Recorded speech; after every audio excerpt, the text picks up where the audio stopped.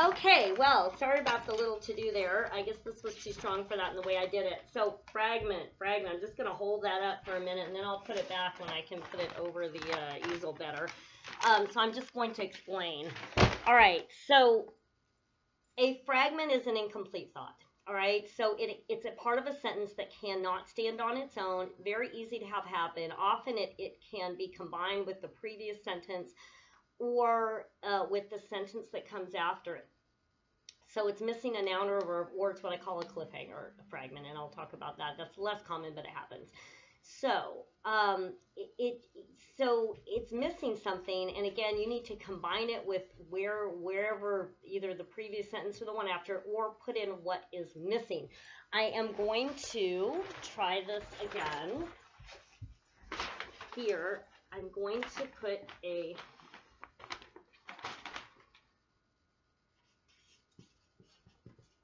sentence from a writing textbook that I like.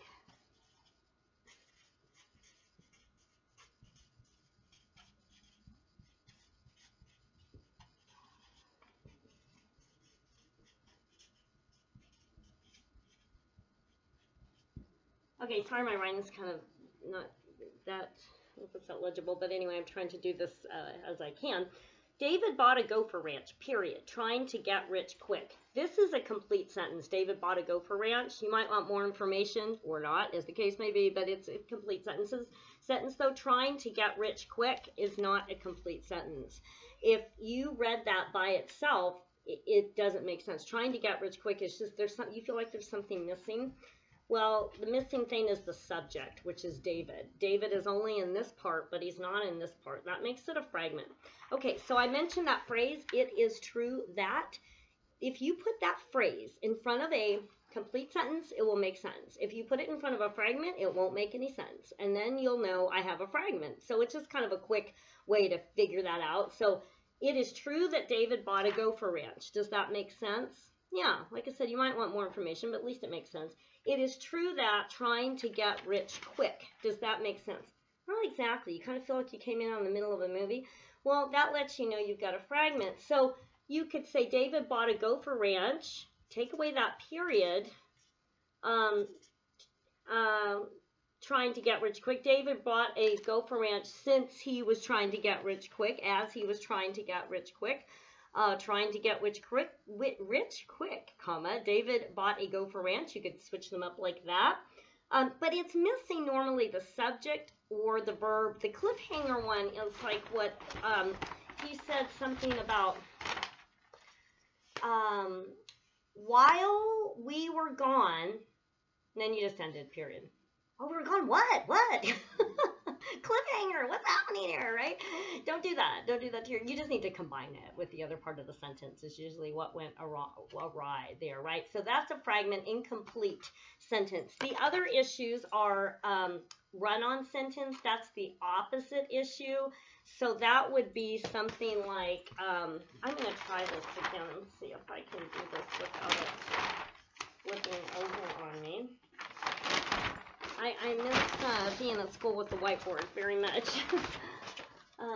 No, it's not. There's nothing hanging on that's clear. But I'm going to just write it down real quick and hold it up. We're going to do it that way.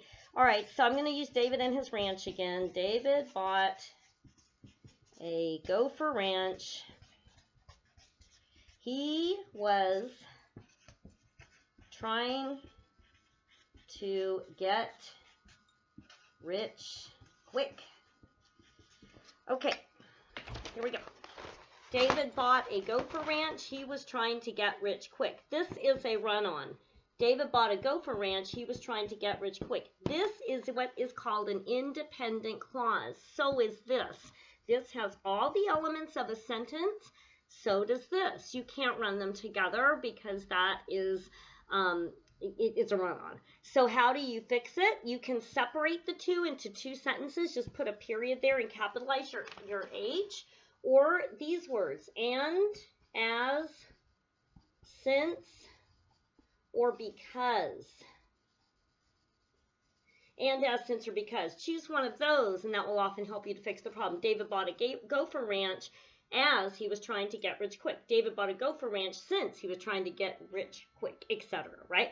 You could also use a semicolon. David bought a Gopher Ranch, semicolon. He was trying to get rich quick. A semicolon says, I understand this is an independent clause, so is this, but for some reason, I don't want to use a connecting word. I want them together, maybe for style reasons. Maybe they're both really just strong statements, and you don't want to sort of clutter them with these other words. Maybe both parts of the sentence are very short, but they're very succinct, and you want that strong meaning there. If you did a semicolon in like every sentence, that would be grammatically correct. It could be if it is grammatically correct, but it would be kind of strange, honestly. It would be awkward. So you don't want to do it in every sentence, but it can be effective, though, when done nicely. So there's that. So then we've got, that's a run-on. The comma splice is the same issue as the run-on. It just has a comma between the two independent clauses. So like this. David, here goes my easel. David, there it goes, and I'm just, well, this is full of fun tonight. All right, so David bought a Gopher Ranch, comma, he was trying to get rich quick. This comma is separating the two independent clauses, but it can't do that because it's not strong enough. A comma is not strong enough to join, not separating, joining. A comma is not strong enough to join two independent clauses. That's just not its job. So instead of that, you want to use one of these words or separate it with a period, or and you could use that semicolon. All right, so that's just the sentence structure issues that came up the most, and I just wanted to mention that because they do come up.